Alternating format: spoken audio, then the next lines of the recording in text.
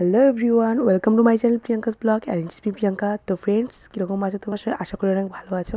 তো শীতকাল কীরকম কাটছে সবার, আর ঠান্ডা কীরকম পড়েছে তোমাদের দিকে অবশ্যই কমেন্ট করে জানাবে। তো ঘুম থেকে উঠে দেখো এদিকে আমি ছোলা, বুট, বাদাম এসব খেলাম ভেজানো। এরপর চা খেলাম, খেয়ে মেয়ের সঙ্গে একটু গল্প করছিলাম। তো তারপর বিছানাটাকে পরিষ্কার করে নিলাম, আমার বিছানা ভাইয়ের বিছানা দুটোকেই পরিষ্কার করে নিলাম। করে নেওয়ার পর তো এখন সকালে খাওয়ারতে ছিল ভাত, আলু মাখা, ডিম আলু ভাজা আর বেগুন ভাজা। তো এগুলো দিয়ে সকালের ব্রেকফাস্টটা করে নিলাম। তো এখন সকালের খাবার খেয়ে একটু রোদে বসে আছি। তো শীতকালে ঠান্ডায় এরকম রোদে বসে দেখতে অনেক ভালো লাগে। আর আমাদের বাড়িতে এতটা অনেক গাছ, তো সেই জন্য অতটা রৌদ্রও আসে না। তো এরপর মুখে একটা ফেস প্যাক লাগাচ্ছি। তো ফেস প্যাকটা মেনলি আমার একটা ফেস ওয়াশ আর অ্যালোভেরা দুটোকে মিক্স করে তো মুখে দিলাম। মাঝে মাঝে এরকম ক্লিন করলে না মুখটা অনেকটা স্কিনটা ভালো থাকে।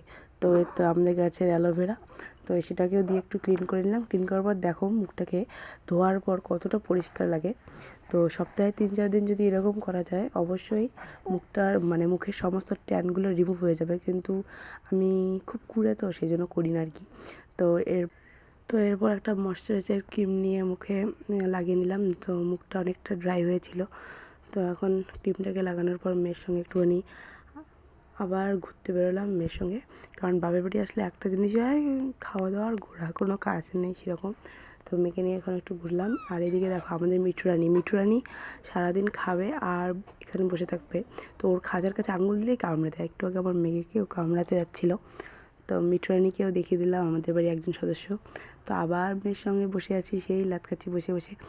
তো ও একটু ব্যথা পেয়েছিল হাতের মধ্যে। এরপর দুপুরের খাবার ছিল, দুপুরের খাবারের মধ্যে ছিল ডাল, একটা চচ্চড়ি, আলু ভাজা। তো এরপর একটু ঘুমিয়েছিলাম, ঘুম থেকে উঠলাম দেখি সন্ধে হয়ে গেল আর এতটা ঠান্ডা পড়েছে। মেয়ে আমার এদিকে আবার বিস্কিট খাচ্ছিল, আমি চা বিস্কিট আর একটু তো চানাচুর এসব খেলাম।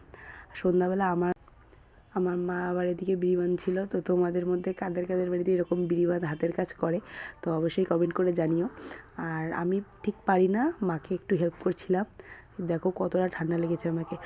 আর তো এদিকে আমি খাচ্ছিলাম পকোড়া আর চিকেন চপ। তো ভিডিও করতে ভুলে গেছিলাম, তো ভাবলাম ডেইলি ব্লগ তো ভিডিওটা করেই নিই। আর তারপর আবার ডিম আলু সিদ্ধ বসিয়ে দিলাম, কারণ মা তো পুরি আর ডিম আলু কষা। তো রাতে ডিনার করে একটুখানি হাত পা গরম করে নিলাম আগুনের কাছে বসে। তো এরকম ভালোই লাগে। আর আজকের মিনি ব্লগটা এতটুকুই। যদি আমার এই ছোট্ট চ্যানেলটাকে প্লিজ তোমরা সবাই সাবস্ক্রাইব আর ফলো করে দিও প্লিজ।